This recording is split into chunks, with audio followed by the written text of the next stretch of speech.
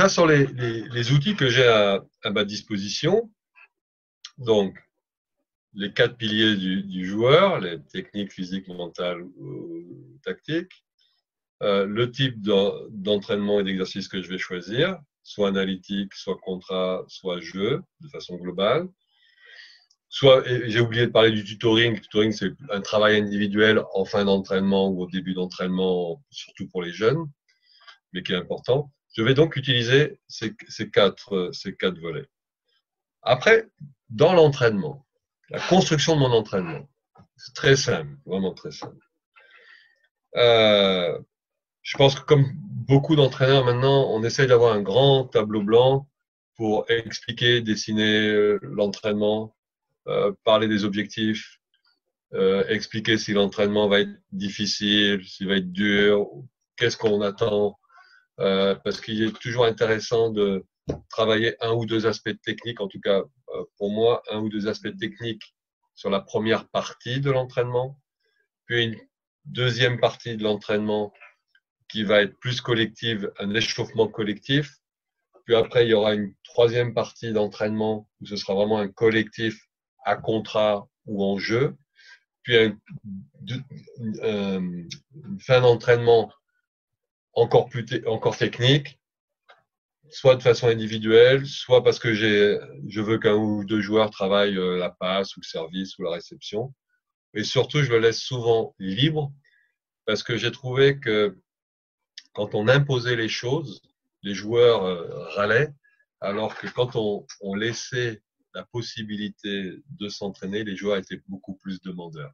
Donc ça, c'est un petit truc que j'ai appris avec l'équipe de France, c'est arriver à donner de la liberté dans le choix de ce qu'ils font. Voilà un peu la conception de l'entraînement. Donc, présentation, objectif, qu'est-ce qu'on va faire et on va partir. Quand moi, je construis l'entraînement, j'essaye de monter crescendo et j'essaye de ne jamais redescendre.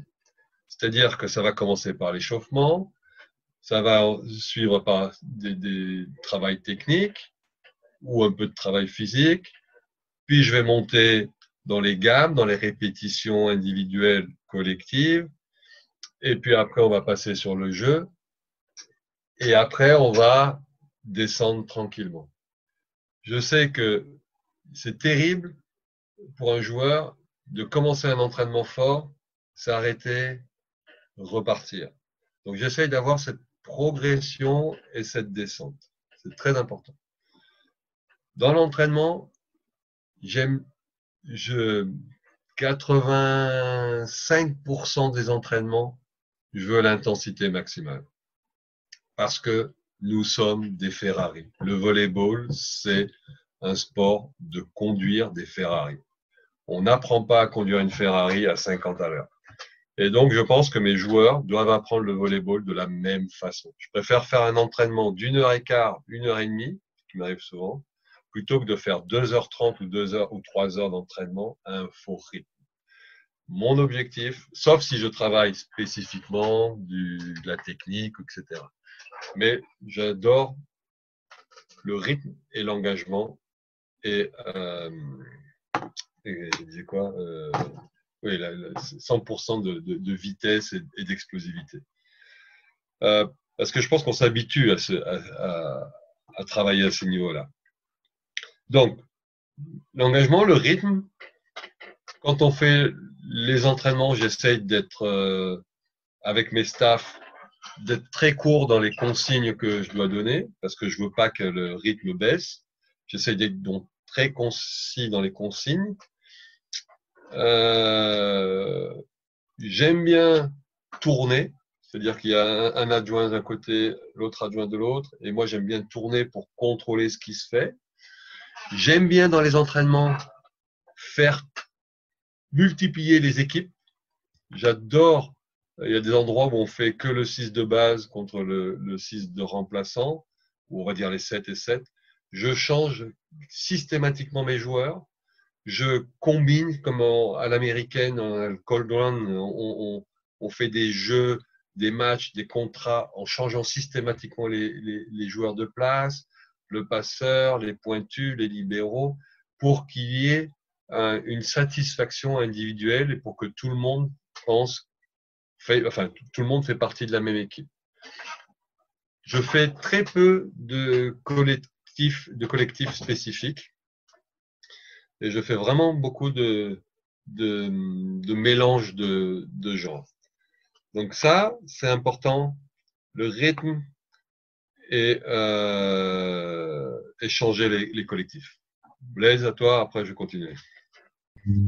Thank you very much. I have 4 pillars as I talk about.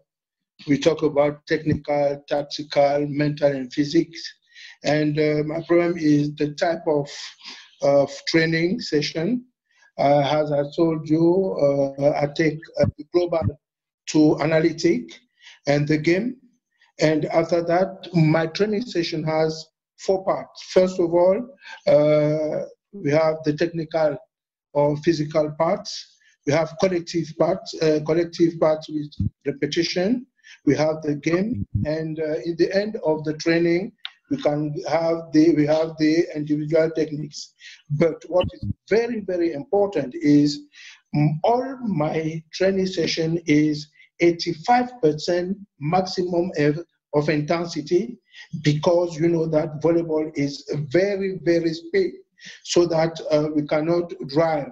We cannot have Ferrari with the slow speeds. We have to go very, very, very, very speed and very, very fast, so that but during the training session, I have to be short and to consult the instruction, cool down sometimes, and every time, if it's possible, to make what we call gender mix with all my players during the training.